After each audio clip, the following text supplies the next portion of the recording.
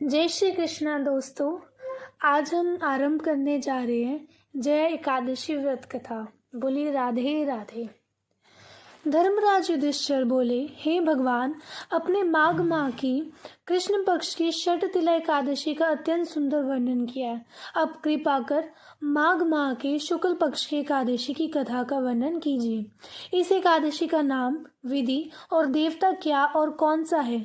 श्री कृष्ण भगवान बोले, हे राजन, माघ माह की शुक्ल पक्ष की एकादशी का नाम जया है।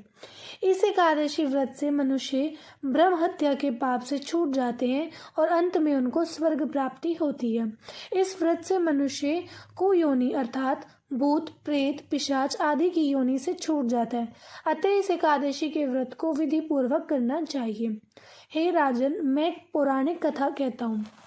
एक समय इंद्र नागलोक में अपनी इच्छा अनुसार अप्सराओं के साथ रमन कर रहा था। गंधर्व गान कर रहे थे। वहां गंधर्वों में प्रसिद्ध पुष्पवंत, उसकी लड़की तथा चित्रसेन की स्त्री मलिन, ये सब थे। उस जगह मलिन का लड़का पुष्पवान और उसका लड़का माल्यवान भी था। उस समय पुष्पवती नामक एक गंधर्व स्त्री माल्यवान को देखकर मोहित हो गई और काम बाण से चलायमान होने लगी। उसने रूप, सौंदर्य, हाव भाव आदि द्वारा माल्यवान को वश में कर लिया। पुष्पवती के सौंदर्य को देखकर माल्यवान भी मोहित हो गया। अतः ये दोनों कामदेव के वश में हो गए, परंतु फिर भी इंद्र के बुलाने पर नाच गाने के लिए जाना पड़ा और अप्सराओं के साथ गाना शुरू किया। परंतु कामदेव के प्रभाव से इनका मन ना लगा और अशुद्ध गाना गाने लगे। इनकी भाव भृंगियों को देखकर इंद्र ने इनके प्रेम को समझ लिया और इसमें अपना अपमान समझ इंद्र इन्हें श्राप दे दिया कि तुम स्त्री पुरुष के रूप में मृत्यु लोक में जाकर पिशाच का रूप धारण करो और अपने कर्मों का फल भोगो। इंद्र का श्राप सुनकर ये अत्यंत दुखी हुए और हिमाचल पर्वत पर पिशाच बनकर दुख पूर्वक अपना जीवन व्यतीत करने लगे। रात दिन में इन्हें एक क्षण भी निद्रा नहीं आती थी। इस स्थान पर अत्यंत सर्दी थी।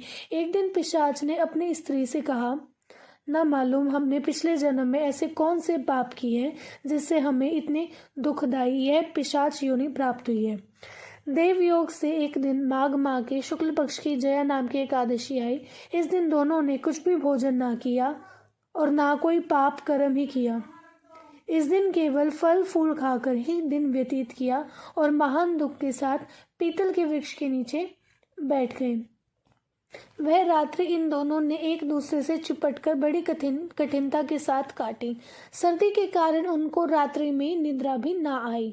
दूसरे दिन प्रातःकाल होते ही भगवान के प्रभाव से इनकी पिशाच देह छूट गई और अत्यंत सुंदर अप्सरा और गंधर्व की देह धारण करके तथा सुंदर वस्त्रों तथा आभूषणों से अलंकृत होकर नागलोक को प्रस्थान किया। आकाश में देवगण तथा गंधर्व इनकी स्तुति तथा पुष्प वर्षा करने लगे। नागलोक में जाकर इन दोनों ने देवराज इंद्र को प्रणाम किया। इंद्र को भी इन्हें अपने प्रथम रूप में देखकर महान आश्चर्य हुआ और इनसे पूछने लगे कि तुमने अपनी पिशाच देह से किस प्रकार छुटकारा पाया, तो सब बतलाओ।